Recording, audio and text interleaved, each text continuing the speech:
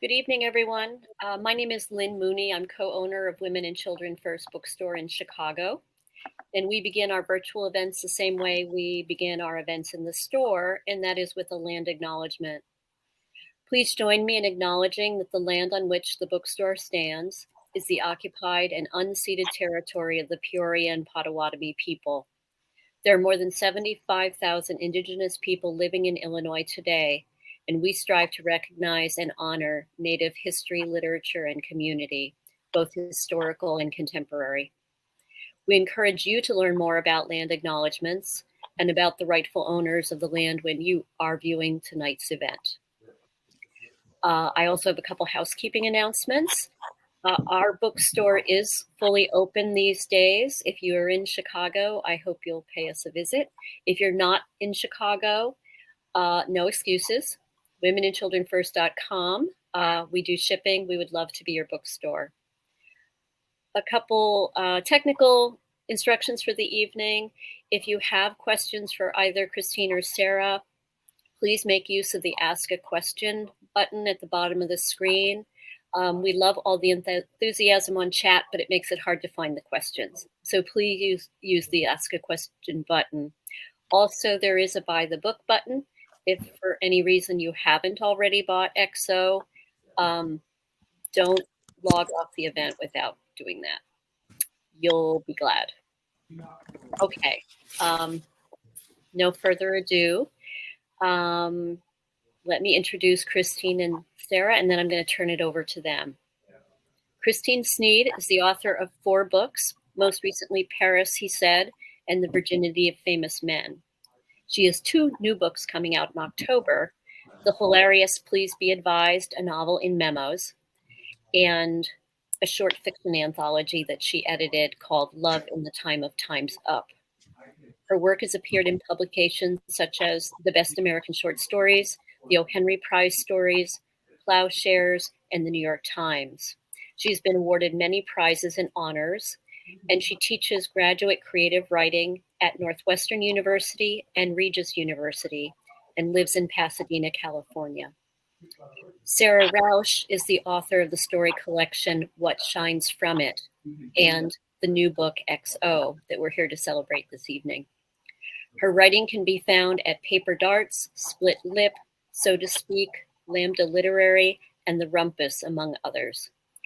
She teaches at Pioneer Valley Writers Workshop and Grub Street. A longtime Massachusetts resident, she now lives with her family in Holyoke. And as I mentioned, we're here tonight to celebrate the publication of Sarah's new book, XO. It's a terrific read. The terrain covered is vast and intimate. It includes heartbreak, evolving self-knowledge, symbols and maps, spiders' webs, home, commitment, relationships, and sexuality. I'm so looking forward to the conversation between Christine and Sarah tonight, and I'm turning it over to them now. Thank you. Thank you so much, Lynn. And thanks to everyone who's here this evening. I first met Sarah when she was a student in the low-residency program that is part of this book. I won't name it unless Sarah, I'll leave that to Sarah if she'd like to name it later. It's a terrific book. And actually, when I knew Sarah as a student, she was a fiction MFA and her thesis was fiction. So some of her stories from, I think a lot of them were in your thesis that were published in What Shines From It, your first book, which was a story collection. And why don't you go ahead and read a little bit of the memoir, and then, of course, we'll follow up with our conversation. Okay. Thank you, Christine, for having me, and thank you, Lynn, for introducing us, and thank you, Women and Children First, for hosting us tonight. The best bookstore in the country, maybe the world. All right, I'm going to read a short excerpt from the middle of the book. I think the only thing that's really important to know is that Piper is my long-term female partner, and Liam is the married man that I've been having a long-distance emotional affair with, and I haven't seen him in about a year, and I'm about to see him. So kind of setting the stage for this excerpt. Due to an unprecedented ice storm and days of flight cancellations, I touched down in the Northwest shortly after midnight on the first day of the residency. When I used the bathroom outside baggage claim, I discovered my period had come on, and in that weary moment, I was grateful for its arrival. My periods are robust and distracting. Even if I were tempted by Liam, I reasoned, I wouldn't be so vulnerable as to allow him access to something that messy. A friend picked me up at the airport, and we drove the 2-hour trip to the coast in the wee hours so that I would be there for the opening remarks later that morning. We talked about failed relationships, romantic expectations, how people change, and how hard it can be to change with them. We did not talk about whether the universe was responsive or predetermined, though the thought weighed heavy on my mind. While navigating the clogged customer service hotlines and 3 layovers of my 24-hour travel day, I'd bargained with the universe as if it were listening. I would be good, I vowed. I loved Piper, and I would behave accordingly, if only it would get me across the country on time, which it had. But by the end of that long first day, being once again in Liam's presence, he'd pressed very lightly, very casually against my back with his own. We had exchanged our pleasant greetings, and now we were each in conversation with someone else. No one in the room was aware of the galvanizing seam our bodies created in that moment. It was up to me, move or stay. In classic story structure, Freytag's Pyramid, there is an inciting incident that kicks off the narrative. We see this also in the hero's journey, the call to adventure. When we tell a story, we choose this inciting incident. In life, the beginning is often obscured. Was hello our inciting incident? The kiss? The chaste connection in an unexpected city? The eye contact across the crowded room that morning? Or was it now, when I plugged into what this electrifying force could do and lingered, giving the current a conduit? When I was making my exit that night, Liam pantomimed a question at me across the bar, and I rested my head on my hands as if asleep and left before any more could be gestured. I was exhausted, and without his body electric against mine, I'd swung back to my determination to be good, and I walked home with my friends and took a sleeping pill. The next morning, up way too early, groggy from doxylamine and jet lag, I found an email from him, time-stamped 12:02 a.m. It was a dark and stormy night. Alone in my room, I laughed out loud. A winter gale had ripped through while I floated in and out of restless slumber, high winds and epic waves, driving rain. Later, I'd find the beach littered with enormous blackened tree stumps, still attached to their root balls, barnacled planks, an entire field of displaced sand dollars. Now, in the pale dawn light, the buildings outside my window appeared cleansed. I made myself a cup of coffee before replying, blind to his metaphor and the opening it presented, wondering if perhaps we could go for a walk on the beach. I wanted to take photos. I wanted to gain some kind of foothold on our situation. It took him the length of the day to respond, and it wasn't until that night, when he bought me a bourbon and everyone around the bar was distracted, that he leaned in with a time and place. The next afternoon, he met me inside the dunes, concealed from the hotel's and promenade's view, the heavy gray sky draped around us. We walked north, away from the lives we'd flown in from, and it was so easy, supercharged by dopamine and enabled by solitude, to the edge of the world. This day, the edge of the world was an estuary where the river that flowed through the town ran headlong into the sea. Here, where gulls feed and ghost shrimp burrow, where the water is neither fresh nor salt, we stopped and stood, bodies pressed ankle to thigh to hip to hand to shoulder. Beneath layers of jean and cotton and fleece and Omnitech nylon, my skin ached for his. All around us, life adapted and thrived. I could not tell if the tide was in or out. Our hands entangled, I told him what I'd told myself. I promised I'd be good. He closed his eyes against the mist and said, I promised that too. We didn't kiss then. We were, once again, by common moral definition, good. No lines were crossed, no boundaries breached, and yet, what runner wouldn't understand this as a warm-up? What sinner wouldn't recognize the deal struck? Our longing thickened and sparkled as we walked back, and though I left him at a cross street, a block before the hotel, so no one might spy us together, and though I walked with a straight spine, the feral part of me was taking a long, deep breath, poised to spring. There is a poignant intimacy that occurs during an affair. Almost anyone can recognize the seduction of forbidden love, pinked skin and rippled goose flesh, shared secrets and whispers, that slight hitch each time the other enters the room. There is the adrenaline of the secret, the heart hammering and the hope, the just this once, and the again. How much is too much, you might ask, and when do we stop? There is no answer. The night he touched my distended belly after I jokingly confessed to eating the world's biggest Reuben for dinner, I went back to my hotel room feeling full, and perhaps a bit self-satisfied. I would live up to my vow. I would. We'd crossed the halfway point. Piper had successfully landed on the other side of the Atlantic. She was taking her high school class to Guinea in Africa. This was as far apart as we'd ever been, and I was here, upholding my promise. I changed into my pajamas and washed my face, and it was close to midnight when I checked my email. There was one from him. I can't help but think, what if we just had one night together? I'll stop there. Oh, I know, right at that cliffhanger moment. Yeah, I spoke with Sara when the book came out in April, so I know a little bit about some of her thoughts about writing memoir, but I'm assuming this is new for everyone. And of course, I want to have her discuss the writing of a memoir as opposed to fiction, but also just I have a few questions about just the fact that this is such a personal work.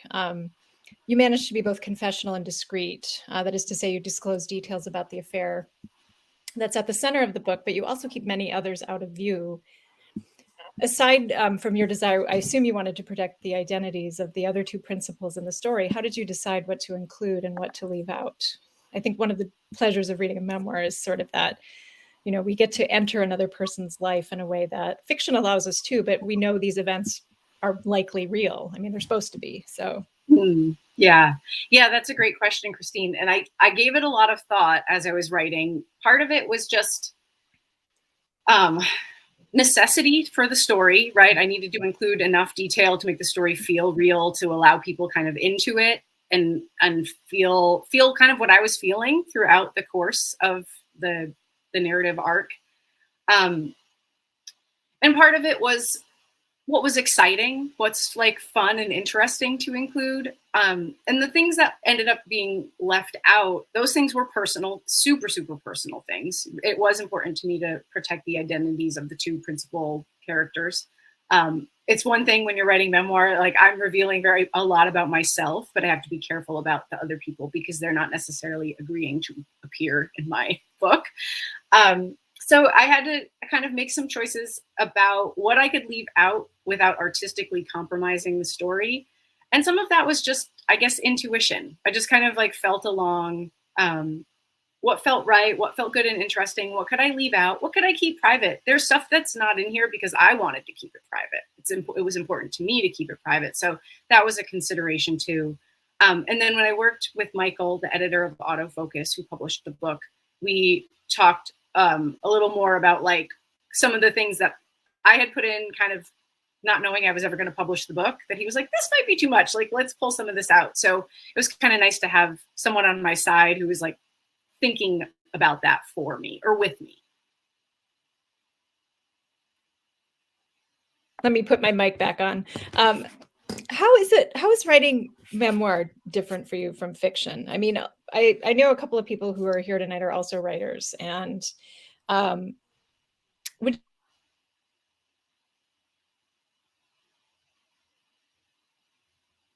you say it's a personal element and you have to try to hew as closely as you can to nonfiction? I mean, to the actual truth of the events as you interpreted them? Since, of course, also memoir has been the center of controversy for some writers like James Fry and A Million Little Pieces. He fabricated some of the stories, but he originally tried to publish that as a novel. But then it was an Oprah book, and they found out that he published it as a memoir, of course, but they found out some of it wasn't real. So I'm wondering about that. I guess it's it's like 3 questions in one. Yeah. I'll see if I can answer them all succinctly. It was really important to me. So I tried for a long time to write this as fiction because I am a fiction writer primarily. I'm very comfortable in that form. And especially given that we're discussing some really personal things, it just seemed easier. Like, oh, I'll write it as fiction. And that way I can just like hide behind this, even if it's a thin facade, I can like hide behind it a little bit. And I just couldn't. Like every time I tried it, it just felt it wasn't right. It wasn't working. Not every time, but most of the times. So I finally, when I did switch over to writing this as nonfiction, I thought I would write some essays. I did write a few essays early on, and I thought it would be kind of a fractured, not particularly linear kind of layout. So that made it feel like this, maybe the stakes weren't as high because it was going to be more fractured and like I could kind of hide behind that. So that didn't work out either. It ended up being this very linear book. But it was important to me as I wrote it. The idea of truth was important to me, and a part of what I kind of had to acknowledge in writing it, and especially writing this several years out, like after the affair happened, I didn't have any records because all of that stuff had been destroyed. It was important to me to tell the truth as I saw it. And so I do get into that a little bit in the book and some of my tangents, my side tangents of like what the truth is, and that the truth isn't necessarily one thing or another. And so I think a lot of the best memoir kind of plays with that idea anyway. Our memories are not perfect. They're not factual, you know, like there's this idea that as you remember something, you're kind of rewriting the memory each time you remember it. And so what does that say for something that you think about a lot and you remember a lot? Like you're rewriting it every time. So it's probably not factual anymore, right? But it can still be true. And so that's the kind of line I wanted to walk in what in this book and as I was writing it. I mean, I was going to save this question for later, but I think it's a good time to ask it. I mean, how have people responded? Have you heard from either Piper or Liam since it's been published? Yeah, it's been an interesting response so far. I've had really positive responses. I have spoken with Piper. She and I have remained somewhat friendly kind of after the fact. And it was an okay conversation. I haven't spoken to Liam, and I don't think I will. And I've heard from a lot of people who kind of knew a little bit about this, but maybe not the full depth of it. And it's been interesting. People's responses are very kind of curious and open. And it's been interesting to hear from people who are like, oh, I went through something really similar and I had a similar response to it, and that it kind of like opened up my life.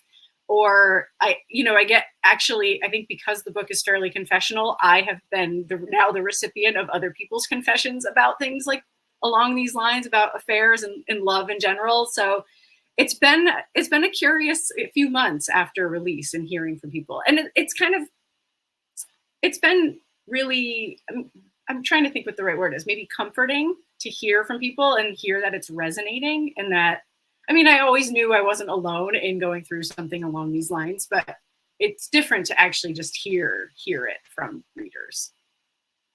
Yeah, I know that there are obviously precedents for memoirs of this kind. You know, Gina Frangello's recent publication, Blow Your House Down. I think she had her launch at Women and Children First. She's based in Chicago, which is also a memoir about the end of her marriage, and which was due to a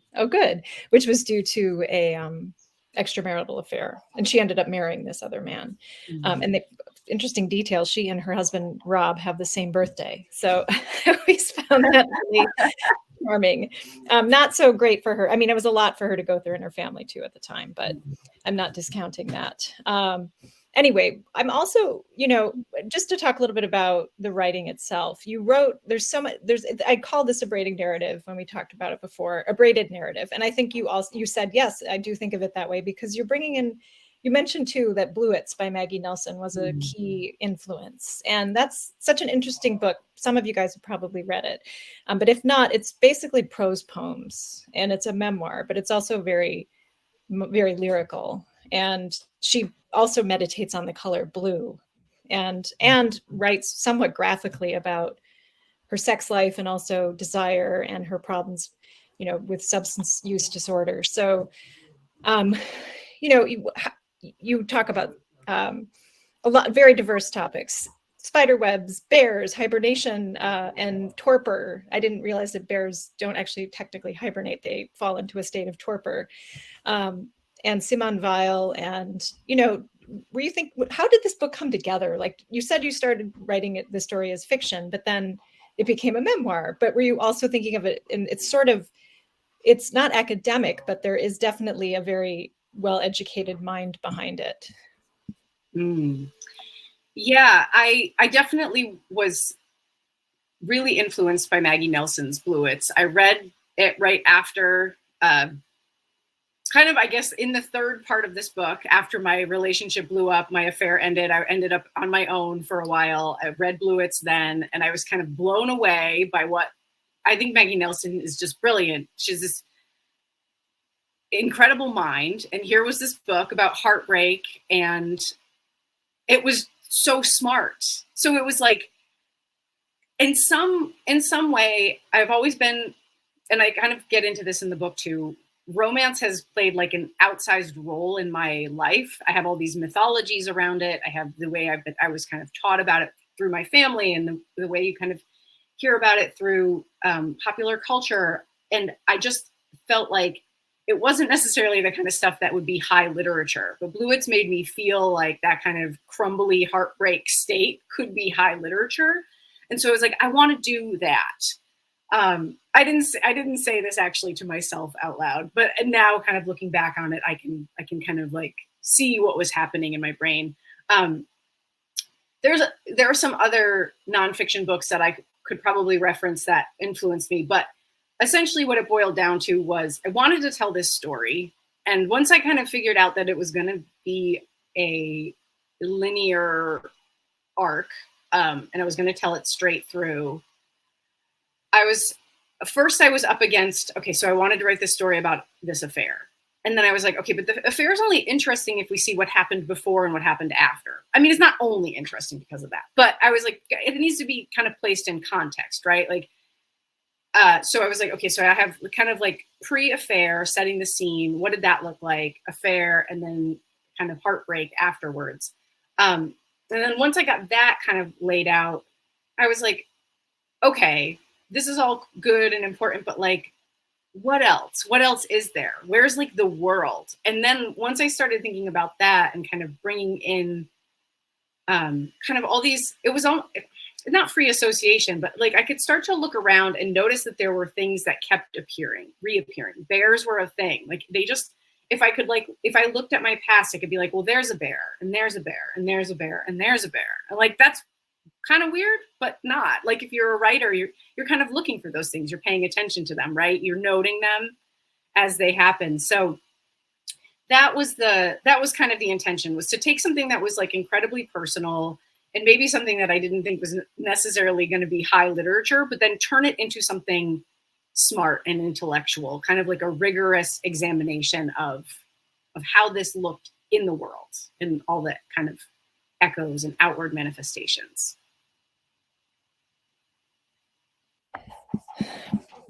I'm just curious also about the drafting. I mean, you worked with Michael, right? That's your editor's name, Yeah. Who also graduated from the same program in nonfiction, correct? And you were fiction MFA. Yeah. Or was he a hybrid? Did he do dual genre? I think he was fiction when he was in the MFA, and then he's since switched over to writing nonfiction and publishing it. So I'm curious, the drafting process and the editorial process, did you find yourself needing to do a lot of rewriting after you submitted, or were you kind of like surprised, like this actually came together pretty much the way I mean, as opposed to your short stories, the editorial process? Maybe you could talk about the two, writing short stories versus writing personal narrative, nonfiction. Yeah. So I think the biggest difference with writing and publishing short stories and writing and publishing this book is that for What Shines From It, I had written I think there's 11 stories. I'd written them all. I kind of had this idea of how they looked, how they played together. And that kind of vision of mine ended up being fairly close to what got published. I did go through, I shopped that book around what seemed like forever. I had 33 rejections for it before it got picked up. And then Alternating Current published it, but it was a lot, it got picked up, and then it took a few years to get published because they're a small press. She was busy, and we did go through a rigorous editing process, but most of those stories had been published in journals and had been through some more editing. Some of them had been part of my thesis, so they've been through a lot of editing in that part. So it was more about just like getting it to kind of look nice, getting each story to look nice. So with XO, I did most of the drafting and the editing kind of on my own. not entirely on my own. I started writing it one way and I switched it, and then I started writing a different way and I switched it. And then I finally got it into this close to what it looks like now. And at that point, I hired a developmental editor who I'd heard good things about, and she and I really clicked. So it was a good connection. And she encouraged me to kind of like open it up even more and to be even more fractal in its structure. So I went back in and did that. And then, so the backstory with autofocus and Michael is Michael and I had kind of stayed in touch loosely via social media since our MFA days. And he was starting up Autofocus's literary journal, and he emailed me and said, "Do you have anything that you'd like to submit?" And I said, "Oh, I'm working on a book. I could potentially pull a piece out of it, but I'm not sure. If not, I'll send you something else." So then I was like, I'm not ready to send anything from the book. So I sent him something else. We worked together on that. And then about a year later, he emailed me and he was like, "Oh, I'm starting a press next year. I'm wondering how that book project you're working on is going. Would you be willing to let me look at it?" And I was like, yeah, sure, why not? I mean, at that point, I didn't even know if it was like, I was like, is this even any good? Did I just do all this work? Did I work with a developmental editor just because I needed to do it? Because I needed to like clear out psychic space. So I sent it off to him, and a few weeks later, he emailed back. And the subject title of his email was, "I love your book and want to publish it." And so from there, it moved really quickly, which was a very different experience from my first book. So XO was Autofocus's second book. So they published a book called Duplex in March, and then in April, XO came. So it was like really a very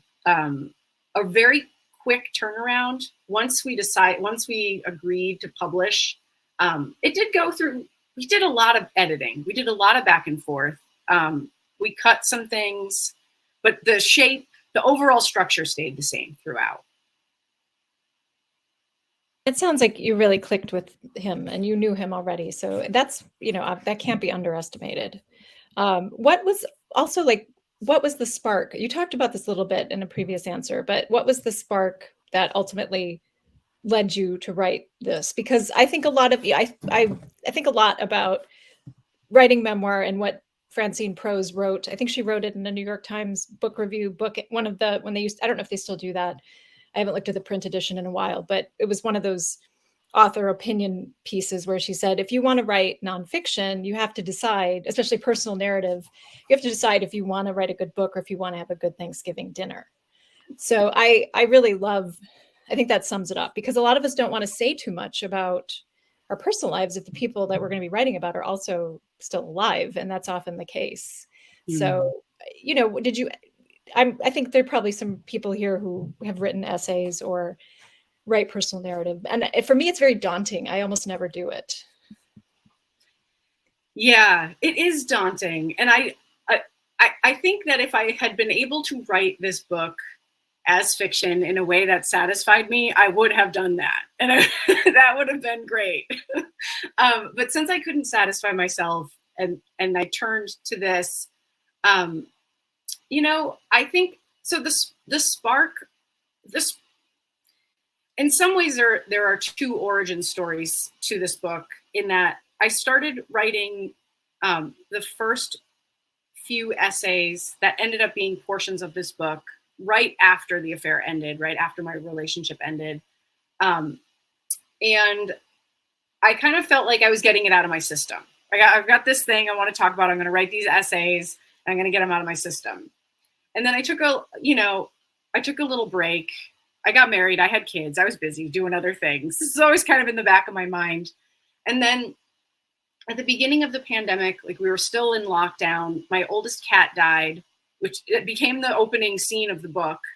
And at that point, I think I had been holding it in my subconscious so much that I was like, something happened with my cat dying. It was like this door, kind of this opening into this idea of death. And that triggered all this other stuff that ended up coming out.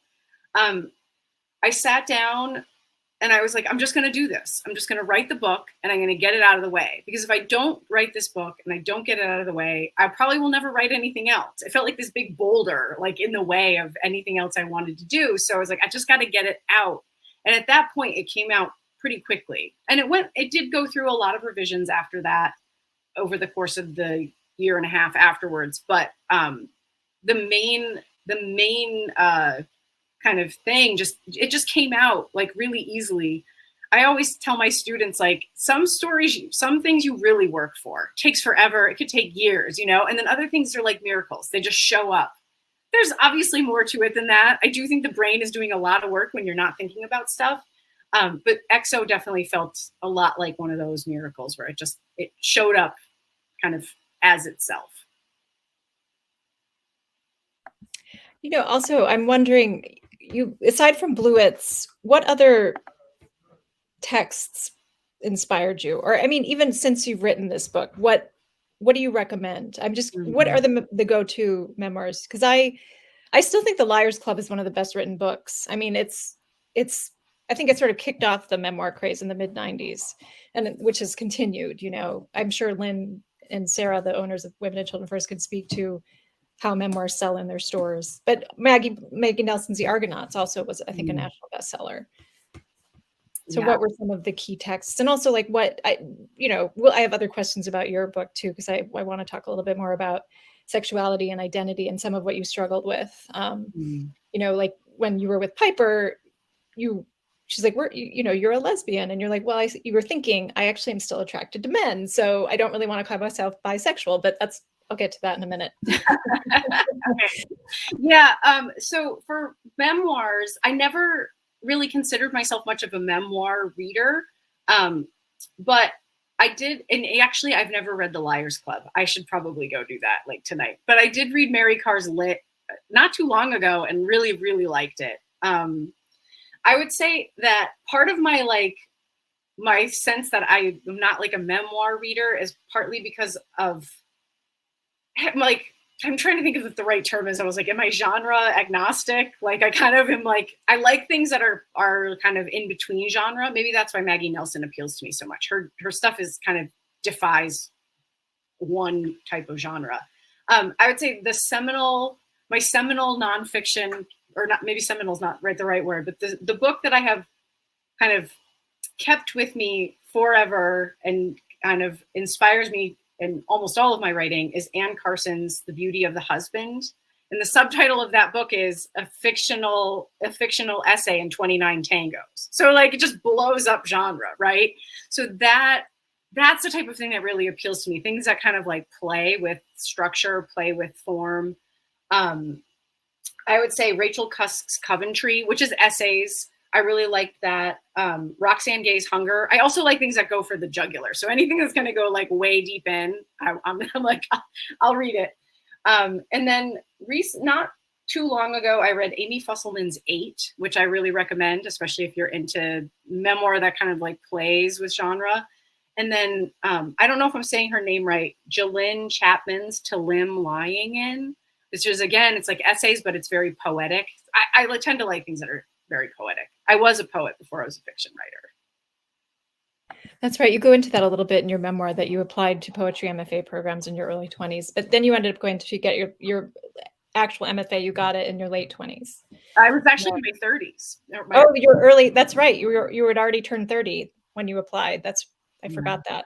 Well, anyway, why don't you talk a little bit about, was it a relief to sort of put on the page some of the things that had been in your mind and your body about your identity, your sexual identity, when you were writing about like being with Piper, but then finding yourself attracted to this man who was, a professor at this program, and also having dated men before, more men than you dated women, and you're married to a cis man.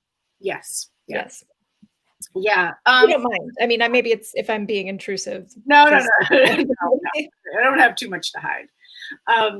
I don't know if it was on one level it was a relief. It absolutely was a relief to just like get this down. I felt like, oh, what's that like? I felt emptied out. I felt like once I had done it, I was like, phew, I did it. that relief has not stayed. You know, like and I think that's just maybe part of being a writer, especially writing personal things. You feel like there is a sense of relief, a sense of release, and then, you know, the world in your brain kind of reactivates itself and you start thinking about other things. And, you know, I'm glad I did it. But yeah, I wouldn't say that it's a relief, but only a little bit of a relief. I mean, I like how the discourse about sexuality is more about fluidity today. Because I mean, they talk about a spectrum, like some people are very hetero and some people are very gay. So or queer. It's so much more nuanced than I think when I was growing up a long time ago, people were either straight or gay. And there was no real discussion of being non-binary or being pansexual or even polyamory. If that happened, it wasn't a term that you heard. You know, that's a pretty new thing. And it's just so impressive to me how you were able to meld very intellectual, philosophical thoughts and inquiries into a very personal story that's at heart is really about desire. I mean, what have you learned, I guess, about love? Well, I mean, because that's something you had, and it's hard to write about with any sort of freshness, but I think you did do that. But what were some of the things that came to mind? I mean, how do we write about love? How do you approach that? Is it changed since you wrote this book? Yeah, it's definitely changed. And I think that this is a really good question. I think even up until I went through what I would call probably a personal reckoning. This idea of resurrection comes up in the third part of the book, in which like I felt as if a self had died, right? And so the self that emerges afterwards feels like a new self.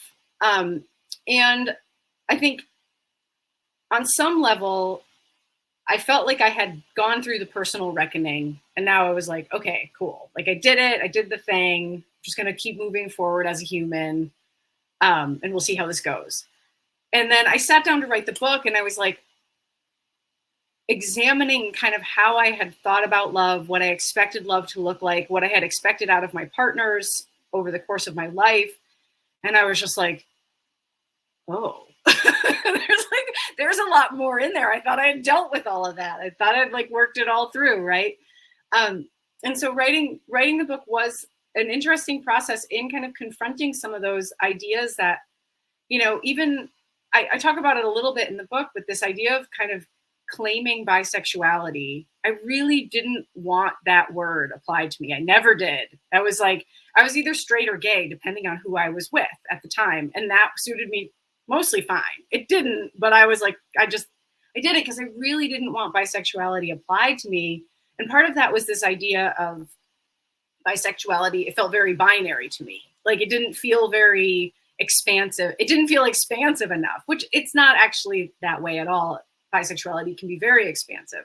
And that is actually something I realized while writing this book. You know, like that was a kind of a big eye opener. I was like, oh, a lot of what I've gone through is like, just on a personal level, trying to fit myself into these ideas of what I expected romance to look like. And like, I was never fitting, and I never understood why. And I was like, because I wanted it to be something bigger and more expansive and just like different than the stories I'd been told or the stories that I had encountered in popular culture.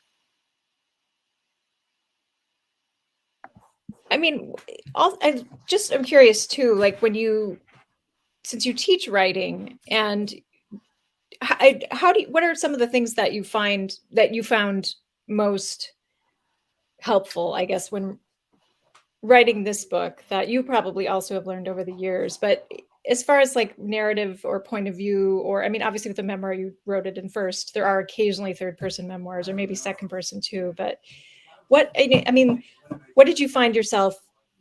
What was the hardest part, maybe, is what I'm asking, of writing this? Ooh. And maybe you could also say, like, your tools as a fiction writer, I'm sure, were instrumental, you know, in this book's creation.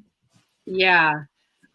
Probably the hardest parts were the personal parts, just coming to terms with that, which is less of a craft. I mean, there are craft considerations there because you can't write a good memoir if you can't reveal all the stuff. So you have to kind of get okay with that, with being kind of as intimate as you can on the page. From a craft perspective, though, I would say, I mean, one of the things that I actually found hardest about fiction when I was studying it was plot and structure and how you make a story work, how a narrative arc functions, where the scenes go, what should be heavily seen, what can be exposition. All that stuff was so kind of foreign to me. And then writing fiction really helped me kind of understand what makes a good story work. And it's always different. Every story is different. Every story has its own logic. So I also kind of had that in my mind. But I think kind of knowing that this idea of like how plot and structure worked and what would be in scene and what would be in exposition. And in memoir, you have like maybe a little more wiggle room with exposition. You can bring in, you can be more direct about your questions. You can be more explicit about what you're trying to tell, can tell more, a little bit more. And so I could kind of walk that line a little bit. Like, I think I was already starting to walk it in some of my fiction. Some of my fiction's fairly autobiographical anyway, so I was already starting to kind of walk that line. And then writing XO allowed me to like just push a little more into that territory. But I think that having a good hold of plot and structure is kind of instrumental to everything. I mean, you have like one of the most, tried and true plot archetypes with someone you fall in love, or there's a love triangle and you can't have the other person. Shakespeare obviously has told, well, Romeo and Juliet, of course, is the most famous, and that's not your story, but there is a feeling of tragedy, certainly. Yes. Yeah, those forbidden love stories. I talk about it a little bit in the book, and that is another thing I realized as I was writing, like, I just love this trope. Like, give me lovers who can't be together, and I'm so happy. Like, no wonder I threw myself into this thing. Like, I had that in my head all this time, right? And it's kind of endlessly fascinating. Why do we do that to ourselves as humans? I guess it's just part of human nature, right? It's part of how humans kind of relate to each other. I think there is that sense of like romantic tragedy was always so appealing to me on a fictional level. And then, kind of making nonfiction, I got to kind of play with that on a real level. Fiction itself there has to be desire. There has to be yearning. I heard Robert Olin Butler say that. He's like, he actually, I think he wrote some essays or maybe wrote a craft book about that. It's also what I just call, you have to have a character who wants something. But just refer to, this tragic love story. I am the same way. I read Michael Ondaatje's book, The English Patient, which many people have seen the film, but the book is it's also very poetic because Ondaatje he was a poet before he started publishing a lot of nonfiction and fiction. But that's like, I think one of the best books about, star-crossed lovers. It's just terrific. But one other thing I wanted to ask too, I have some other questions, but we do have a little bit of time left. So if anyone here does have a question for Sara, please just type it on the bottom, you'll see ask a question. So don't be shy. I'll check that in just a moment. But Sara, I'm wondering too, what was something that you learned, whether it was while you were doing research, because you did write about science and you wrote about other artists and also religion, but what was something you discovered while you wrote this that surprised you? It could also be self-discovery, so it doesn't necessarily have to be something that you found in research. Yeah. Well, I learned, I did do a lot of research for the book. And of course, this was happening in the early part of the pandemic. So it was a lot of internet research. I wasn't going to the library. Some of this stuff was stuff I had kind of known or had already done some research on just because it was interesting to me. And some of it was new. I think I learned so much. I mean, the original book draft had over 100 endnotes in it, which I had to go through and like disperse them into the text. I learned a ton about spiders. I've always been a little bit afraid of spiders. So this was like, oh, I'm going to get a chance to like read about spiders. So spiders can like travel for miles on their own electricity or something. I learned how they make webs. I learned like what their webs are kind of constructed out of. I did a ton of research about bears. I learned they don't hibernate. They go into a state of torpor. It's not a voluntary thing. That was really fun. And the other thing I learned, one of the things that kind of came up, and I really wrestled with this in some of the early incarnations, was this idea of God and how I related to the divine and kind of reconciling. I had a Catholic upbringing. I'm in Western Massachusetts. We're pretty liberal out here, but it was still a Catholic upbringing. I learned some things that I am happy I have moved away from as an adult, but kind of reconciling this idea of like having a connection to the divine. I think that was one of the things as I was writing about that I was like, oh, I've been doing this my whole adult life, trying to reconnect with this sense of divine mystery. Because I felt like when I decided as a teenager, I didn't want to be Catholic anymore. It didn't appeal to me. I think I always felt like a little bit of a like, well, what else then? What is there? How am I going to name this to myself? How am I going to like exist in this world of mystery without any kind of like understanding or explanation I can provide for myself? So as I was writing the book and kind of getting into some of those like old ideas about God that I had been given as a kid, and some of the ideas about God that I had kind of invented for myself in my adulthood, that was really surprising to me, how much I had there that I didn't realize I had. You mentioned your parents and your brother a little bit. Are they, I mean, do you share your work with them? I guess you just wait till it gets published. What are some of the influences, or how do you have a first reader? Is it your husband or another person in the program? Did you have, I'm guessing you had at least a couple of other readers aside from the developmental editor. Yeah, so I don't share my work with my mom and dad and brother. I don't not share it with them. If they want to read it, I would certainly have them read it. And of course, when something's published, they can do what they want. But I don't actively share with them. My husband's actually not a reader, which is actually it's kind of nice to be married to someone who doesn't read that much. It's like very separate from my life. So when I'm working on something, I don't share a ton. And then once I get something that feels a little more like, is this something? I do have a friend from the MFA program, Kate Sheeran-Swed, who we've managed to stay in touch over the years, which is wonderful. And so when I really need some either encouragement or just like, do I sound like an idiot? I send it to her and she reads it. And she's a very generous reader. I always feel very supported by her. I feel like she'll always tell me if I need to like fix something, but she also is very, very generous in her feedback. So she's probably my first reader. And with this book, it happened so fast that I actually didn't share it with anyone besides the developmental editor, Kate, and then Michael when he was reading it for editing. What advice do you have for aspiring memoirists? Like, what was something you wish you had known when you started? Is there anything you wish you'd known, or more than one thing? I'm just curious. What would you tell? Like, if I said, Sarah, I want to write about my own love affair from my past, what would you suggest that I do?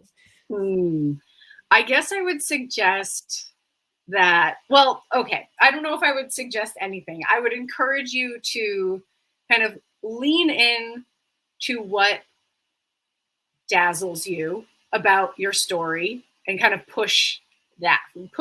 That's like probably the entrance point. Like, why do you feel compelled to tell this story? You have to kind of answer that question for yourself. Like, what is it? What's the need behind wanting to tell it?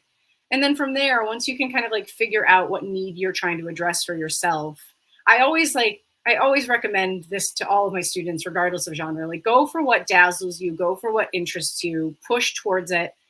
The rest of it will come. Go with like the juice, get the juice flowing, and then from there you're in, and from there you can kind of get into the craft decision or personal decisions as they arise. I'm curious, have you been inspired to write more essays, or what are you working on presently? Memoir, or we've covered this to some extent, certainly quite a bit, but this is just a very intricate, like the spider web, the recurring theme of the way that this story is woven together. It has so many interesting detours, but we always end up back at the heart, which is the effect of this love affair on Sarah's life and who she became. But go ahead, I'm talking too much. I will probably write some more essays in my life. Right now, I'm working on a new book. And so often when I'm working on a long form thing, I don't write much by way of short stuff that will like essays or short stories, because I'm kind of really hyper focused. I kind of have to be because I have young kids. So my writing time is very, very limited. So I'm working on a longer thing. It is autobiographical, but if and when I publish it, it'll be as fiction, because I'm in another character's perspective for part of it. So I couldn't say it was memoir, because I obviously have to make this person up to some extent. I have questions still, but does anyone have a question for Sarah? Since I don't see any popping up here. If you put it in the chat, would you mind putting it in the ask a question if you do have a question? Here's your chance to get a nonfiction and a fiction writer. But in any case, I will also ask you a question. Another one. I've got many. Do you feel that the low residency program, because you go into this in your book where you discuss, you had two other programs, one in New York and one in San Francisco, that were full residency MFAs that you were very tempted to take, but because of Piper's needs and the relationship, you just decided to do the low residency. It's a great program. I taught in it. I know what it was like, and the students were committed and also writing at a high level. But what are your thoughts now with the perspective you have? Yeah, I think if I had to do it all again, I'd probably just do what I did. I really did want to do a full residency program, but I think that part of that was about kind of really seeking a fresh start in like a new place. I was really kind of drawn to this idea of like going to a new place and new people and for a long time, I moved around a lot. I just craved that kind of newness. And the settling in the long-term relationship with Piper, that was all very like kind of new to me. And so to agree to make the decision to stay with her and do the low residency program was one that later on I was like, did I do that because I wanted to do that? Or did I do that because I felt like I didn't have another choice? Like, it was a complicated decision, right? I don't regret it at all. I loved the program. I loved the people I worked with. I loved the friends I made. So I always think like, there's plenty of things in my life that like, oh, if I could go back in time, I might do it differently. But like, would I really, or would I just do what I did? I think, yeah, it's kind of in a way, it's sort of a silly question, because it's already done. Like, you've already done it. And it wasn't like you had a bad time there. I always tell people, because I teach for another low residency program now, as well as teaching for Northwestern, that MFA program is part-time. And Betsy, who put up the Robert Olin Butler, was one of my students in that program, in fact, at Northwestern. But I think I remember from my own experience as an MFA student in the program at Indiana and Bloomington, that my friendships were as important as probably the classes that I took. And I'm still in touch with several of the people who were students at the same time I was. And the reading that I did, and just being in the company of other people who were as passionate about books and writing. And as you know, a lot of people get MFAs, they end up on different paths, but they usually I've had friends who were very good writers, but they got married, they had kids, they needed to earn money. So they really don't do much writing, but they still read. So, that just becomes a part of who you are in a very intimate and sort of inextricable way. But I think Lynn has to get on and say a few words to sum up, but I think, I don't think we have, we do have one question. All right, great. So we have a bit of time. All right, this book sounds so fascinating. I am wondering, this is from Betsy. Hi, Betsy. I'm wondering if the way you thought about the heartbreak experiences you had changed from when you started writing about it, when you were freshly out of the relationship versus when you were editing it years later. Yes. I think the answer to that is definitely something changed. Let's see. I I think I'm trying to think about how I will answer this. I think part of the benefit of having some years in between experiencing and writing is that I had a lot of time to cool off. So I was never really, I mean, I wished things would have turned out differently, right? But I was never really mad at either Piper or Liam. How could I be? You know, like it is what it is. And I was able to see that even in the beginning when things were really hard and I was really hurting and I was in a lot of pain. But that stuff kind of faded. And so writing from, I think it was, let's see, about 6 years afterwards. So I had 6 years to kind of just be doing other things, you know, living my life, meeting new people, moving, having kids, getting married. I had a lot of time to get that perspective. And so when I look at what XO turned into, and I can look at some of the early essays, one of which was published in Hobart and one of which was called XO, published in Split Lip. I can see that there's like a lot more heat and a lot more grief in those essays from what I wrote in the book. So I think part of it is just self-awareness, self-knowledge, that kind of evolution of the self. I'm kind of really fascinated by how ourselves change as we age, climactic events or otherwise, you know, like my perspective definitely shifted. I still feel a lot of the same things that I felt, but I have like a coolness about them now that I didn't have early on.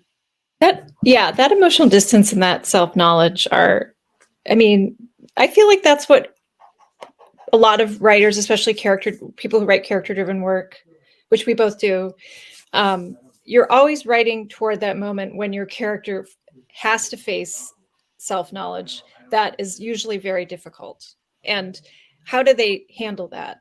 And that's the moment that I'm always most interested in. It's not so much like the big confrontation with someone else. It's so the confrontation happens and then what do they do? And that's what you said about affairs before and after. Like, how does this affect you? And what do you do when it's over? Because I think it's very easy. Like, I remember talking about this in grad school, in fact, like people's character it's formed really by disappointment, like more than great things happening to us. Because it's easy to be a nice person if everything goes your way. It should be anyway. It should be easy to be a nice person. It's not always for everyone. But then, like, how is your character, the pressure of disappointment that it exerts on you, then that's where, like a diamond, after years of being compressed from carbon to diamond, that's when the character, if you're going to be a good person, well, you have to recognize that you're going to deal with disappointment and not get what you want all the time. Yeah. So I think we're almost out of time. So Sara, thank you. And also, please, if you haven't gotten the book, as Lynn said, you can order it. I'm actually going to order an extra copy for someone who I'm going to have her pick it up in the store.